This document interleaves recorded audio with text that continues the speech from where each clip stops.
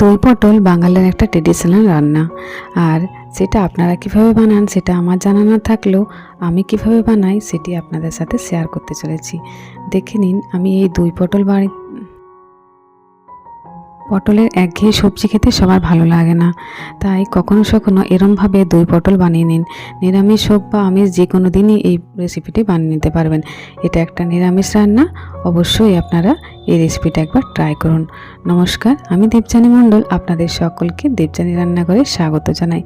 আমি এখানে 500 গ্রাম পটল নিয়েছি। পটলগুলো খুব ভালোভাবে দুদিকটা কেটে নিয়ে খোসাগুলো ছাড়িয়ে নিয়েছি এবং খুব সামান্য পরিমাণে খোসা রেখেছি।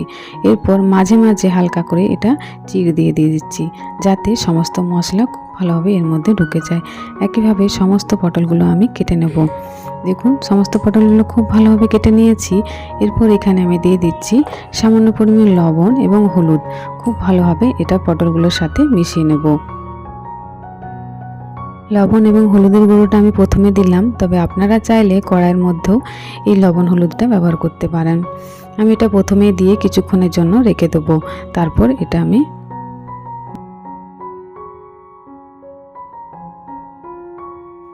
এরপর এখানে নিয়ে নেব 1.5 চামচ চারমগজ, বেশ কয়েকটা কাজু এবং নিয়ে নিচ্ছি 2 চামচের মতন পোস্ত। সামান্য পরিমাণে জল দিয়ে কিছুক্ষণের জন্য এটা ভিজতে দেবো, প্রায় 10 মিনিটের মতন ভিজিয়ে নেব। এবার এখানে কড়াই নিয়ে নিয়েছি, তার মধ্যে দিয়ে দিচ্ছি পরিমাণ মতো তেল। তেল খুব ভালোভাবে গরম হয়ে এলে নুন হলুদ মাখিয়ে রাখা পটলগুলো এখানে দিয়ে দেবো এবং বেশ কিছুক্ষণের জন্য এটা ভেজে নিতে হবে। উল্টে পাল্টে কিছুক্ষণের জন্য এটা আমি নাড়াচাড়া করে নেব।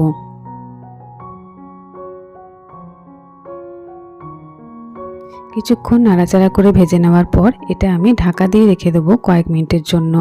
এটা এদিকে হতে থাক, ওইদিকে একটা মশলা তৈরি করে নিচ্ছি। এখানে নিয়ে নিলাম সামান্য একটু আদার কুচি, নিয়ে নিলাম কয়েকটা কাঁচা লঙ্কা, হলুদ গুঁড়ো, লবণ গুঁড়ো, জিরে, নিয়ে নিলাম গোলমরিচ, দারচিনি, লবঙ্গ এবং এলাচ। সমস্ত উপকরণের সাথে সামান্য একটু জল মিশিয়ে এটা একটা স্মুথ পেস্ট বানিয়ে নেব। দেখুন, খুব সুন্দরভাবে মিশ্রণটি তৈরি হয়ে গেছে।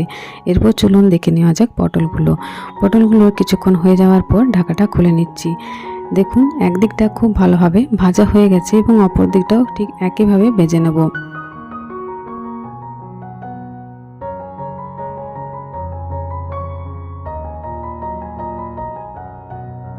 পটলগুলো ভাজা হয়ে গেছে, এর থেকে বেশি ভাজবো না। এরপর পটলগুলো তুলে নিচ্ছি। দেখুন, সমস্ত পটলগুলো তুলে নিয়েছি।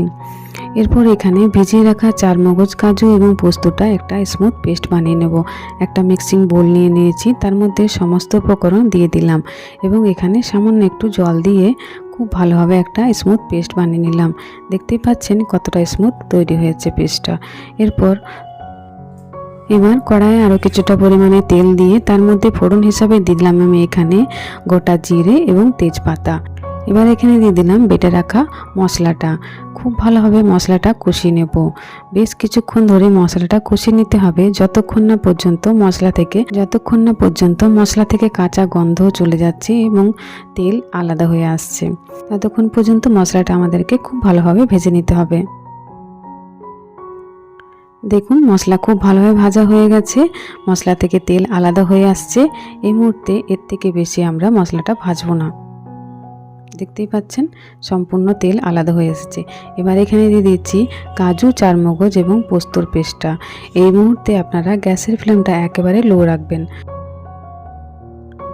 মশলার সাথে এই মিশ্রণটা খুব ভালোভাবে মিশিয়ে নেব এবং ক্রমাগত নাড়াচাড়া করব। অবশ্যই ফ্লেমটা লোতে রাখবেন। এবার এই মশলাটা ভালোভাবে কষিয়ে নেওয়ার জন্য আমি এখানে ঢাকা দিয়ে কিছুক্ষণ রান্না করে নেব, ফ্লেমটা লোতে রেখে।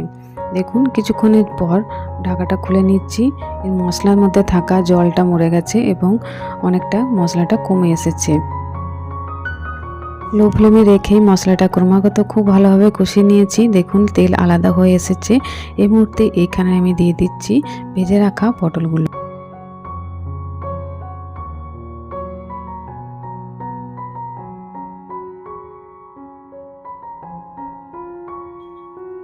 সমস্ত পটল দিয়ে দেওয়ার পর বেশ কিছুক্ষণ খুব ভালোভাবে নাড়াচাড়া করে নেব।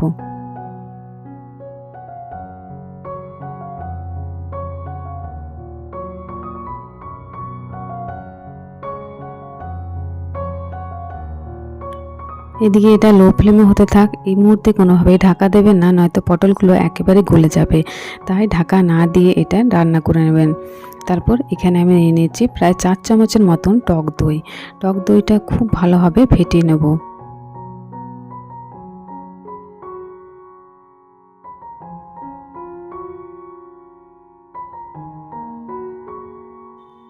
দেখতেই পাচ্ছেন রান্না থেকে তেল একেবারে আলাদা হয়ে এসেছে।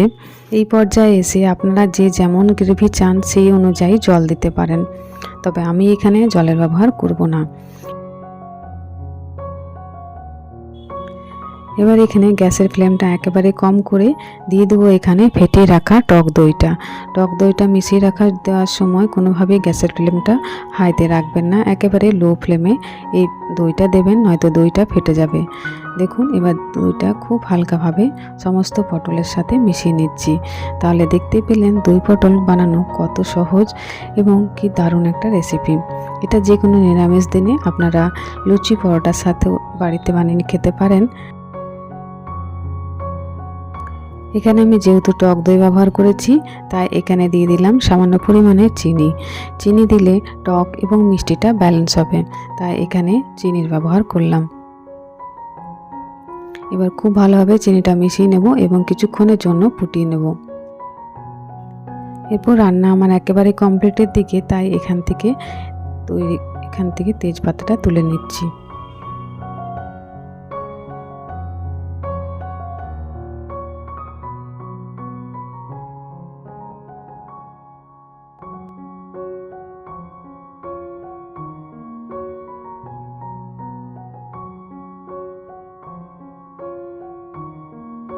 এবার সব শেষে এখানে দিয়ে দিলাম সামান্য পরিমাণে একটু ঘি।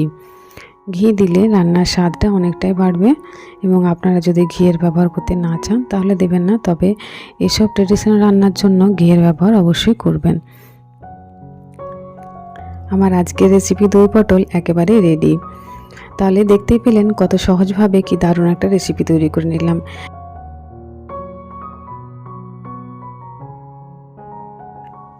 একই রকম একঘেয়ে পটলের সবজি খেতে ভালো না লাগলে তখন কোনো দিন এইরকমভাবে দই পটল বানিয়ে খান, এবং নিরামিষ দিনে যদি এই রেসিপিটি তৈরি করেন তাহলে এর সঙ্গে আর কোনো কিছুরই প্রয়োজন হবে না।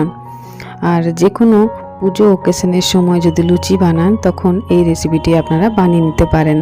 আলুর তরকারির পরিবর্তে এই দই পটলটা অবশ্যই সার্ভ করতে পারেন। তাহলে আজকে আমার রেসিপি আপনাদের কেমন লাগলো অবশ্যই কমেন্ট বক্সে জানাবেন। আমার রেসিপি যদি আপনাদের ভালো লেগে থাকে রেসিপিটি লাইক শেয়ার কমেন্ট করবেন এবং চ্যানেলটি সাবস্ক্রাইব করে পাশে থাকবেন। ভালো থাকবেন, দেখা হচ্ছে পরবর্তী নতুন একটা ভিডিওতে। Bye bye.